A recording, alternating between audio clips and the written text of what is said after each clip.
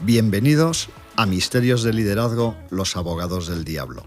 El podcast que desmonta mitos, astracanadas y tonterías sobre el liderazgo. Presentado por Juan Carlos Cubeiro y Jaime Guibelalde. Saludos misteriosos a los amantes del liderazgo. Saludos, Jaime. Vamos a empezar. Hay una frase que hemos comentado tú y yo muchas veces, que dice que no es lo que no sabes lo que te mete en problemas, sino aquello que crees que sabes y no sabes.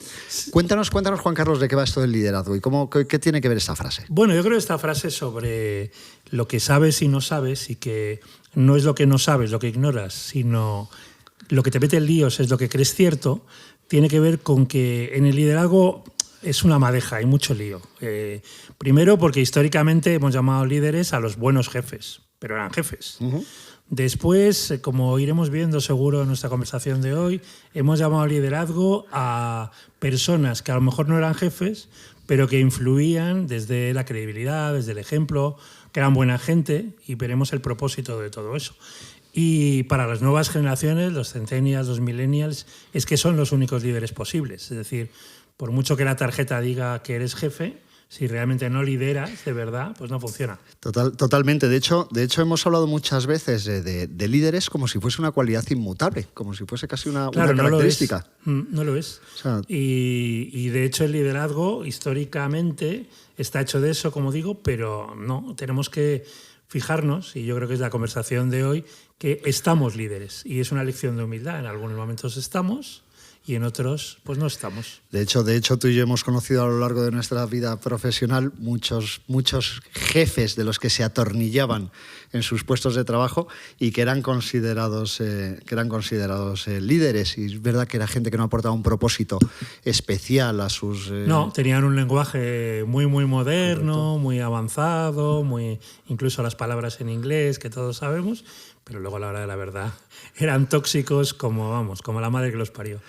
Cuéntanos un poco, Juan Carlos, la parte de propósito, que es verdad que es una palabra que tú y yo mismamente hemos utilizado muchísimas veces en equipos directivos con los que trabajamos. Tenemos esos dos principios básicos de visión compartida y propósito común. ¿Qué es el propósito vinculado al liderazgo? ¿Qué tiene que ver? Proponerte algo es llevarte al futuro, es decir, lo asociamos al para qué. ¿Para qué hacemos lo que hacemos? ¿Para qué existe una empresa? ¿O para qué en tu carrera profesional estás en un sitio? ¿Qué ha ocurrido con el propósito? Que de tanto usarlo, como decía Rocío Jurado, se nos gastó el amor. Se nos gastó el propósito. Entonces, pues claro, ahora ya todo el mundo tiene el propósito en la web, en la pared, en LinkedIn, pero es un tema muy serio, verdaderamente muy serio. El para qué, el propósito, en este caso del liderazgo, es influir en la gente que tienes alrededor, que forma parte de tu equipo, para también, algo muy manido, que den su mejor versión, es decir, que realmente hagan lo mejor que quieren y que pueden hacer. Y esto es importante, ahora podemos desmenuzarlo en distintos propósitos, Jaime, porque ya hay un problema de salud mental, es decir, la mayor parte de la gente pues vuelve después de las vacaciones, por ejemplo, y sufre un montón. O se oye, bueno, no, es que para lo que me pagan en las empresas, pues oye, prefiero no trabajar o recibir un subsidio. Entonces hemos trastocado todo. Ese es un misterio del liderazgo también. El liderazgo está para que en las empresas, hombre, te tienen que pagar un salario digno, pero tienes que disfrutar. Sí, tienes que tener un para qué, tienes que tener algo que te motive más allá de llevar algo de dinero a casa. Tienes que contribuir, entonces, por supuesto, llevar un dinero a casa, que nadie nos malinterprete diciendo que no hay que pagar lo justo. Ahora, que no es un tema de prefiero quedarme en casa, y por eso la vida tan triste de mucha gente que modestamente tú y yo, en un podcast como este, pues queremos animar un poco, ¿no? Muy bien. Oye, pero hablábamos de 7 propósitos, que es un número de relacionados, yo qué sé, con los 7 hábitos de la gente altamente efectiva, tal, pero... Sí, los 7 enanitos. Claro, los 7 enanitos, los 7 jinetes del apocalipsis, que no sé si eran 7 o eran 4. Pero con la inflación... Entonces... A ver, 7 sí. ¿Por qué 7? A ver, las empresas pequeñas, medianas o grandes, tú sabes, Jaime, que funcionan bien es porque atraen, desarrollan, fidelizan talento. Entonces, de hecho, me perdonas, Juan Carlos, pero yo he visto mucho mejor liderazgo en empresas medianas y pequeñas que en empresas grandes, en las multinacionales gigantescas en las que hemos trabajado y donde ese liderazgo era muy difícil encontrarlo. Suele ocurrir, pero bueno, yo creo que en otro podcast hablaremos de esto, ¿no? De una mentalidad emprendedora, mentalidad startup. Pero bueno, 7 propósitos. El primer propósito del líder es ayudar a atraer talento, y esto se hace a través de la reputación. La reputación, bueno, los datos dicen un 81% de la reputación de una empresa es quien la lidera. Y alguna experta ha dicho, prefiero los rostros, la cara de quien dirige, a los logos. De hecho, en esas multinacionales que tú hablas, muchas veces se habla del fundador, pero no tanto del CEO actual o de la CEO actual. Entonces, para atraer talento, el liderazgo es esencial. De hecho, una cosa, y perdona que te interrumpa, que siempre me llamó la atención, es que los valores se asocian como algo inmutable dentro de la compañía y asociados es casi exclusivamente al fundador. Cuando muchas veces pienso en multinacionales que llevan 100 y pico años, oye, esos valores deberían haber mutado de alguna manera a lo largo de los tiempos. Sí, son valores vividos claramente por el fundador y deseablemente por los seguidores. El segundo tema tiene que ver con fidelizar el talento, no digamos retener. Esto de retener... Sí, lo de retener suena a secuestro. Es un secuestro, sí. O sea, retener es una mala traducción, si me permites la pedantería, Jaime, de retain en inglés, que es secuestro. Entonces, aquí no retenemos. Aquí lo que hacemos es fidelizar. Fidelizas a la pareja, fidelizas a tus hijos, fidelizas a tus amigos. Bueno, el ejemplo de la líder o del líder es en un 70% la fidelización. Es decir, esto Daniel Goleman y otros lo han dicho, la gente se va de los jefes, no se va de las compañías. Entonces, sí, de hecho yo cuando mentalmente pienso en las diferentes multinacionales en las que he estado, que prácticamente han sido todas, casi siempre, en fin, y que no me oigan, pero casi siempre he escapado más de jefes que de la propia, compañía. Aunque tuvieran un lenguaje de líderes. Totalmente. El tercer elemento, ya vamos con la mitad, es aprender. El 90% de lo que aprende un profesional o una profesional, el 90% de lo que aprende una organización depende de cómo trata el líder, la líder, el aprendizaje. Porque, claro, si cursos de formación, un presupuesto, tal, pero eso es una rutina. El cursillo. Pues entonces eso no funciona. ¿Qué tal ha ido el cursillo? Decía un buen amigo mío. Bueno, el buen amigo mío eras tú. Muchas gracias. Entonces, claro, aprender es esencial para la sostenibilidad de una organización, para la supervivencia, y aprender es básico para, pues eso, que lo tiene que demostrar quien lidera un equipo. Ya llevamos 3. Luego está el tema del compromiso. El talento, y seguro que lo hablaremos también en otras ocasiones, depende mucho del compromiso. Yo no creo eso de, la gente con talento pero sin esfuerzo. No, el compromiso es parte de... Y igual que el 70% de la gente que abandona una empresa, abandona a su jefe, el 70% del compromiso es el compromiso que tú le ves en la práctica a la líder o al líder. Por tanto, hay un efecto espejo en términos de compromiso. Sí, que eso supongo que multiplicarán la actitud de las personas, lógicamente, claro. Totalmente.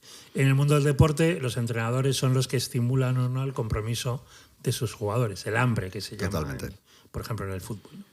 El quinto es el clima, que es una palabreja también rara, porque el clima atmosférico, como sabes, Jaime, es impredecible a 3 días, por mucho que haya mucho negocio de meteorología, pero el clima laboral es totalmente predecible. O sea, tú entras en una tienda, tú entras en una empresa... Y se huele el mal rollo. Se huele, hasta en la distancia entre la gente, si se abrazan cariñosamente o se miran con despecho o despectivamente, ¿no? ¿De qué depende ese clima que se mide y que es determinante para los resultados? Pues también en un 70% de cómo se comporta la líder o el líder. Por lo tanto, somos generadores de clima cuando dirigimos equipos. Y lo hacemos totalmente. De hecho, muchas veces hemos hablado, Juan Carlos, de que un equipo de alto rendimiento se diferencia de uno que no lo es muchas veces en cómo se llevan y cómo el líder es capaz de gestionar las relaciones de unos y otros. Hay grandes entrenadores, yo no sabes que no sé, soy el tío que menos sabe de fútbol. Saltaba las páginas de deporte y me iba a las esquelas cuando mi padre compraba la ABC, pero es cierto que hay muchos entrenadores que dicen que a lo que se dedican realmente es a gestionar egos. Sí, también esa es una palabra que tendremos que desmenuzar en su día, pero al final lo que están hablando es de clima, generar un clima de alto rendimiento. Y también lo sabes, y le dedicaremos seguro un espacio radiofónico o podcastero a esto.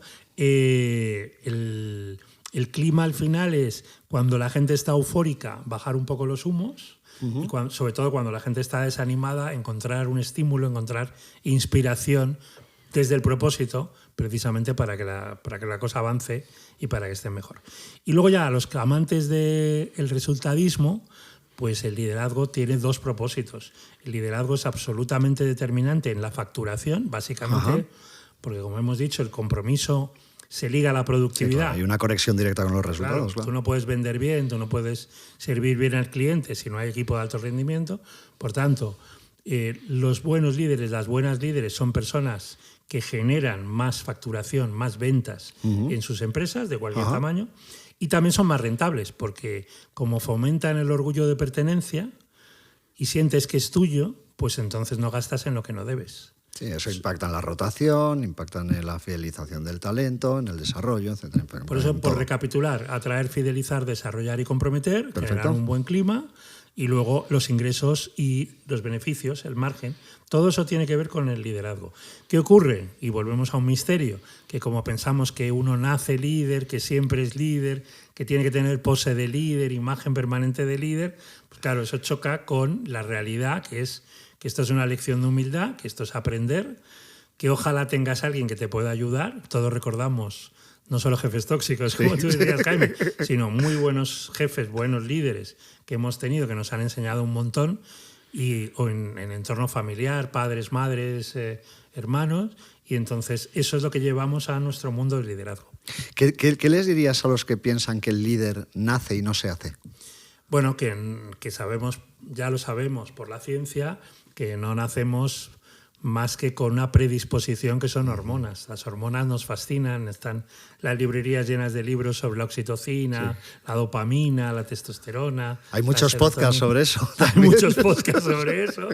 Y, por tanto, si las hormonas se estimulan, se liberan, se activan, pues no es algo que tengas de serie del ADN, ¿no? Entonces, no nacemos.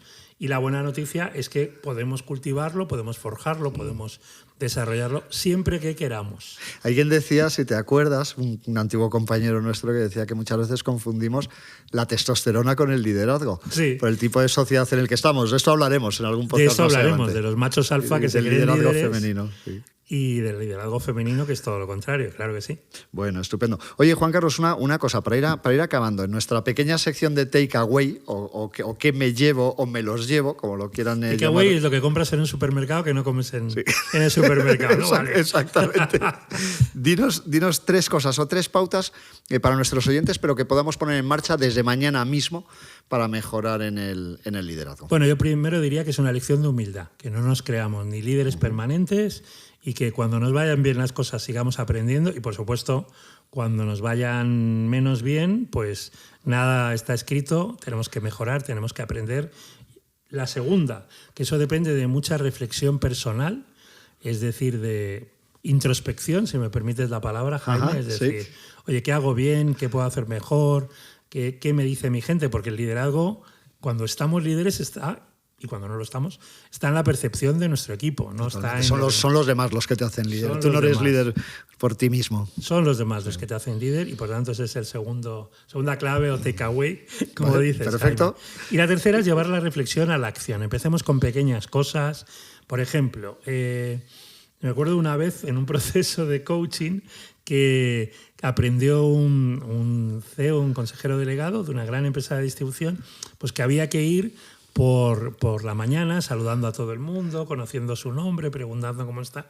Y a las 2 semanas, cuando volví a estar con él, pregunté a la gente y estaba muy enfadada. Se veía controlada.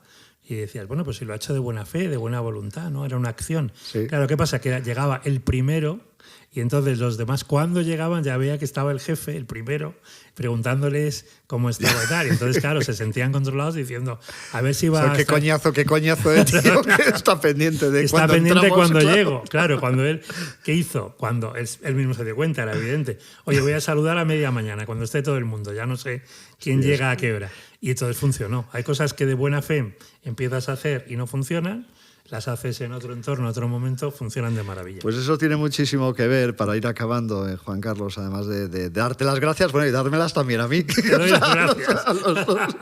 Tiene mucho que ver con el podcast que tendremos la semana que viene, llamado Si no eres buena persona, olvídate de estar líder, las 5 claves de la autenticidad. De la autenticidad. Que tiene muchísimo que ver con esto que estabas hablando. 1.000.000 de gracias a nosotros dos, a nuestros oyentes, y os esperamos la semana que viene. Muchísimas gracias.